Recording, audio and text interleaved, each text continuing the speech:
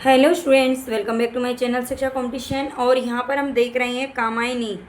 जैसा कि आप देखेंगे थंबनेल में कि ये कामायनी के बारे में हम यहाँ पर पढ़ने वाले हैं। कामायनी से जुड़े हुए जो भी इम्पोर्टेंट तथ्य परीक्षा में पूछे जाते हैं उन सबको हम यहाँ पर देखेंगे। और हम ये भी देखेंगे कि किस किस आलोचक ने कामायनी के बारे में अपना क्या विचार दिया है, जो कि बहुत बहुत बहुत ज़्यादा इम्पोर्टेंट है हर परीक्षा के लिए।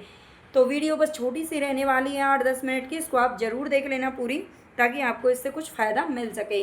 तो सबसे पहले देखो, सबके मन में एक क्वेश्चन बहुत रहता है कि कहीं कहीं पर जो कामायनी की रचना है वो 1935 बताई जाती है और कहीं कहीं 1936 लिखी रहती है। तो इसका बिल्कुल हल मैं ढूंढ लाई हूँ।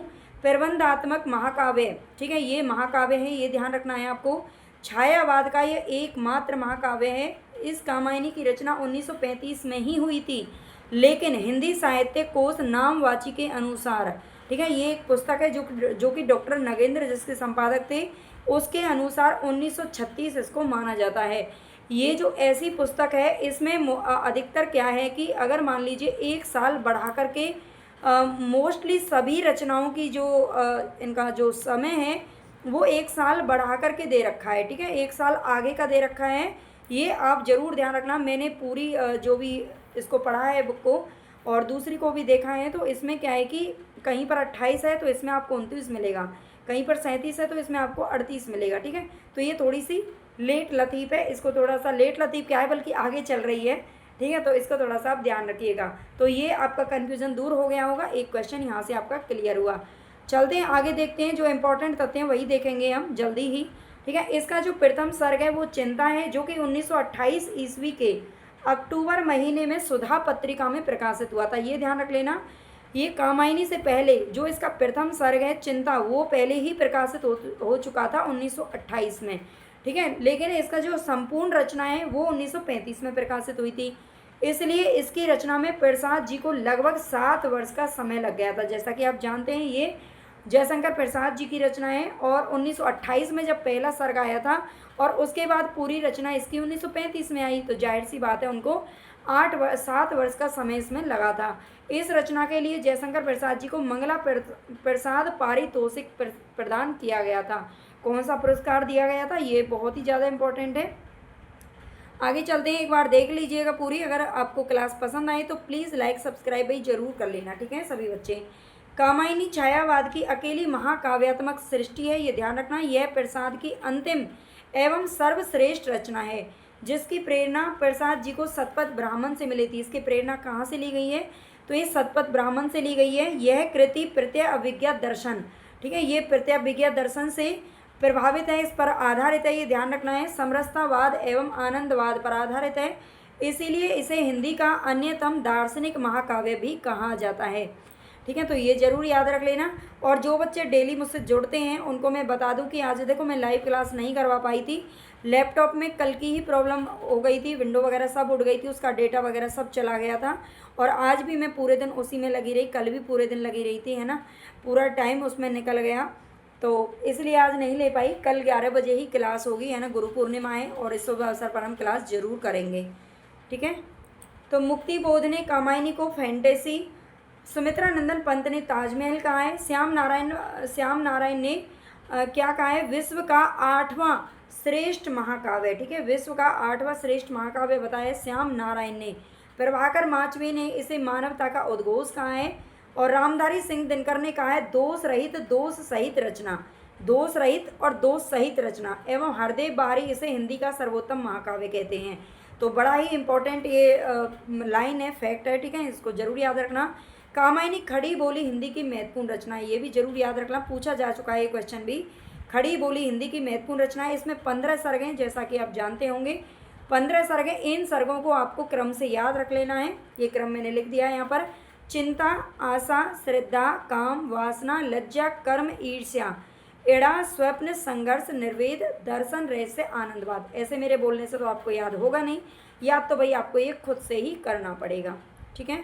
2-3 बार याद करेंगे लिख लिख करके तो हो जाएगा, जिनके याद नहीं है।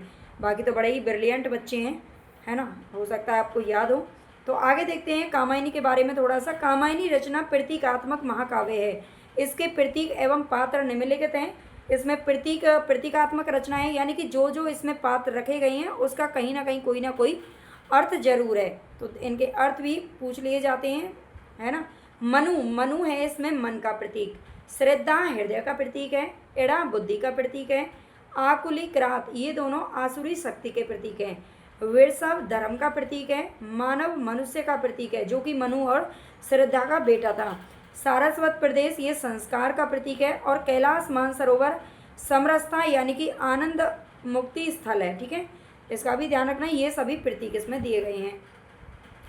आगे देखते हैं, श्रद्धा काम गोत्र की बालिका है। जो श्रद्धा है वो क्या है, काम गोत्र की बालिका है, अतः श्रद्धा के नाम के साथ ही इसे कामायनी कहा जाता है। कामायनी का आनंद सर्ग महत्वपूर्ण है। सबसे ज़्यादा महत्वपूर्ण सर्ग इसमें कौन सा है, तो वो आनंद सर्ग है, जो कि सबसे लास्ट में। भाई आनंद ही तो हमारे लिए सबसे महत्वपूर्ण चीज़ है। जो इंसान आज के ज़माने में आनंद में जी रहा है ना, वही समझ लो स्वर्ग भोग रहा है ना, वरना सब कुछ बेकार है। यह सर्ग ही प्रसाद के दर्शन एवं दृष्टिकोण का द्योतक माना जाता है। चलते हैं आगे, थोड़ा सा और जान लेते हैं इसके बारे में। त्रांटक कामायनी का प्रमुख छंद है। इसके चिंता, आशा, स्वप्न एवं निर्वेद जो सर्ग हैं वो आला छंद में लिखे गए हैं। 30-31 मात्राएं होती हैं इसके अंदर, छंदों को भी देख लेना। इसमें रहस्य, एड़ा, श्रद्धा, काम और लज्जा ये लावनी छंद में लिखे गए हैं। 32 मात्राएं होती हैं लावनी छंद में। संघर्ष जो सर्ग है वो रोला छंद में लिखा गया है, जिसमें 24 मात्राएं होती हैं, ठीक है, और 24 मात्राएं होती हैं इसके अंदर। इसके बाद आनंद सर्ग है, जिसमें जो सखी छंद में लिखा गया है, ठीक है, अगर हमारे साथ कोई सखी हो तभी हमें आनंद मिल सकता है। इसमें 14 मात्राएं होती हैं। वासना सर्ग रूपमाला छंद में लिखा हुआ है, जिसमें 24 मात्राएं होती हैं। तो ये छंद भी आपके कंपलसरी होते हैं जो पूछे जाते हैं, इनको भी आप याद कर लेना यहाँ से। कामायनी पर लिखित आलोचनात्मक कृतियाँ कौन कौन सी हैं, तो कामायनी एक पुनर्विचार मुक्ति बोध की है। कामायनी एक पुनर्मूल्यांकन ये रामस्वरूप चतुर्वेदी ने लिखा है। कामायनी मूल्यांकन और मूल्यांकन ये जो कृति है वो इंद्रनाथ मदान ने कहा है। इंद्रनाथ मदान को आप मत भूलिएगा, इनसे आगे जुड़ी हुई हम एक पंक्तियाँ देखने वाले हैं। ये वो नोट्स हैं जो मैंने हिंदी साहित्य के तैयार किए हैं, आदिकाल से लेकर के पूरा कंप्लीट, ठीक है, कंप्लीट जो अब तक की जितनी भी रचनाएं वो सब इसमें रखी गई हैं। और आप देख सकते हो ये नोट्स किस तरीके से तैयार किए गए हैं। बस कंप्लीट हो ही गए हैं ऑलमोस्ट, एक आध दिन का समय लग रहा है, ठीक है। आप अगर पूरे नोट्स चाहते हो इतनी साहित्य के तो भी आप ले सकते हैं, मैं नंबर आपको दे दूंगी, उस नंबर पर संपर्क करके इनको मंगवा सकते हो घर तक। आगे देखते हैं, अभी हमारा जो इम्पोर्टेंट है वो है आलोचकों की दृष्टि में कामायनी, ठीक है। आलोचकों की दृष्टि में कामायनी का अर्थ क्या है, तो जयशंकर प्रसाद, सबसे पहले हम इन्हीं को ले लेते हैं। मनु भारतीय इतिहास के आदि पुरुष हैं। जो मनु हैं वो भारतीय इतिहास के आदि पुरुष बताए हैं जयशंकर प्रसाद जी ने। राम, कृष्ण और बुद्ध इन्हीं के वंशज हैं। हाँ, कामायनी की कथा श्रृंखला मिलने के लिए थोड़ा बहुत कल्पना को भी अनेकाधार नहीं छोड़ा है। ये कह रहे हैं कि कामायनी की जो कथा हमने लिखी है उसमें कहीं ना कहीं थोड़ा बहुत कल्पना को भी जोड़ दिया गया है, ठीक है। वैसे तो सतपथ ब्राह्मण से ये इसकी जो कथा है वो ली गई है, लेकिन उसमें कहीं ना कहीं कल्पना, देखो कल्पना तो जोड़ते ही हैं कवि हैं। रामस्वरूप चतुर्वेदी जी कहते हैं कि कामायनी आधुनिक समीक्षक और रचनाकार दोनों के लिए परीक्षा स्थल है, ठीक है। ये परीक्षा स्थल बताते हैं रामस्वरूप चतुर्वेदी जी, बड़ा ही इंपॉर्टेंट है। कामायनी महाकाव्य एक कंपोजियन है, और कंपोजियन भी किसी ने बताया है, तो ये भी रामस्वरूप चतुर्वेदी ने बताया था। दो इन्होंने दिए हैं, जितना लंबा चौड़ा नाम है उतने ही दो लंबे लंबे कथन है, छोटे छोटे कथन है वैसे 2 हैं, ठीक है। डॉक्टर नगेंद्र जी कहते हैं कि कामायनी मानव चेतना के विकास का महाकाव्य है, ठीक है। मानव चेतना के विकास का महाकाव्य कहने वाले कौन है, तो डॉक्टर नगेंद्र हैं। और आगे कहते हैं कि कामायनी मनोविज्ञान की ट्रीटाइज है, ये भी इन्होंने कहा है, बड़ा ही इंपॉर्टेंट है भाई, पूछा जा सकता है। बच्चन सिंह की बात करें तो मुक्ति बोध की कामायनी संबंधी अध्ययन फूअड़ मार्क्सवाद का नमूना है। ये बच्चन सिंह जी क्या कह गए देख लो।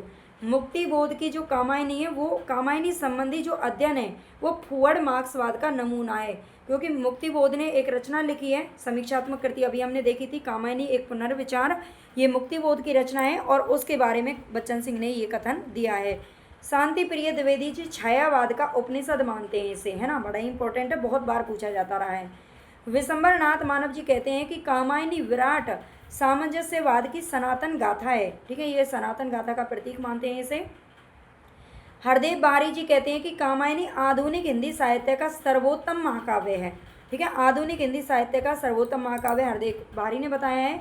नामवर सिंह जी कहते हैं कि कामायनी आधुनिक सभ्यता का प्रतिनिधि काव्य है, ठीक है। आधुनिक सभ्यता का प्रतिनिधि का महाकाव्य कहने वाले हैं नामवर सिंह। नंद दुलारे वाजपेयी जी कहते हैं कि कामायनी नए युग का प्रतिनिधि काव्य है। ठीक है, प्रतिनिधि काव्य इन्होंने बताया। श्याम नारायण पांडे की अगर बात करें तो ये कहते हैं कि कामायनी विश्व साहित्य का 8वां महाकाव्य है, जो अभी हमने ऊपर देखा था शॉर्ट में, अभी आपको डिटेल में मिल गया है। डॉक्टर नगेंद्र कहते हैं कि कामायनी एक रूपक है। डॉक्टर नगेंद्र ने इसे ट्रीटाइज भी कहा है, ठीक है, और भी एक नाम दिया था, और इसे कामायनी को रूपक भी इन्होंने बताया है। मुक्ति बोध बताते हैं कि कामायनी एक फैंटेसी काव्य है ना, ये तो फैंटेसी कवि थे। इंद्रनाथ मदान देखो कितना इंपॉर्टेंट है, ये इसे असफल कृति बताते हैं ना, पता नहीं कहाँ सोए पड़े थे बेचारे, इन्होंने असफल बोल दिया, जिसे सब लोग इतना बड़ा चढ़ा करके अपना कुछ ना कुछ उस पर अच्छाई ज्ञान बांट रहे हैं, और ये इसे असफल बता रहे हैं। कितनी बड़ी बात है ना, एक आध आलोचक तो मिल ही जाता है इस प्रकार का, है ना, अपनी भी ज़िंदगी में सबकी में होता ही है। भोलानाथ तिवारी को देख लीजिए क्या कहते हैं, अंतर्द्वंद की दृष्टि से मनु चित्रण पूरे हिंदी काव्य में अकेला है। ठीक है, अंतर्द्वंद की दृष्टि से जो मनु है वो मनु का चित्रण पूरे हिंदी काव्य में अकेला है। कामायनी का चरित्र दोहरा है, ये भी इन्होंने बताया है। आगे आते हैं हमारे शंभुनाथ सिंह जी। शंभुनाथ सिंह जी कहते हैं कामायनी में ना तो देवता बनाने का प्रयत्न किया गया है और ना ही उसे भयंकर राक्षस बनाया गया है। इसके विपरीत सभी चरित्र नीचे से ऊपर उठाते हुए मानवीय कोष से आनंदमय कोष की ओर अग्रसर होते हुए अंत में पूर्णता की प्राप्ति करते हुए दिखलाया गया है। ठीक है, तो ये भी शंभुनाथ सिंह जी कहते हैं। सुमित्रा नंदन पंत की अगर बात करें तो कामायनी को इन्होंने ताजमहल के समान बताया है ना।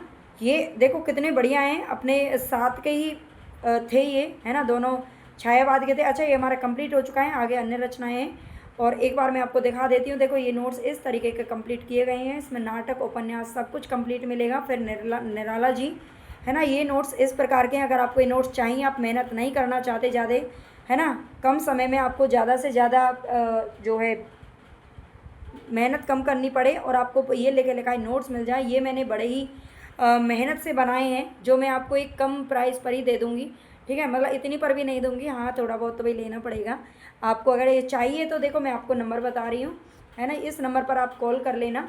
कॉल नहीं करनी है आपको, व्हाट्सएप कर देना 8273842391, ये नंबर है, व्हाट्सएप नंबर है, इस पर आप संपर्क कर लेना। अगर ये नोट्स आपको चाहिए तो आपके घर तक पहुंच जाएंगे, है ना, पूरे नोट्स। बस 1-2 दिन का समय है, अभी ये टाइप होके आ जाएंगे तो मैं यूट्यूब पर भी इनको डालूँगी। ठीक है, ओके, जो पहले आएंगे वो कुछ ना कुछ अच्छा ही पाएंगे, तो मुझे व्हाट्सएप कर दीजिएगा जिनको भी चाहिए। और अगर आपको क्लास पसंद आई तो भाई लाइक सब्सक्राइब जरूर कर लेना। ठीक है।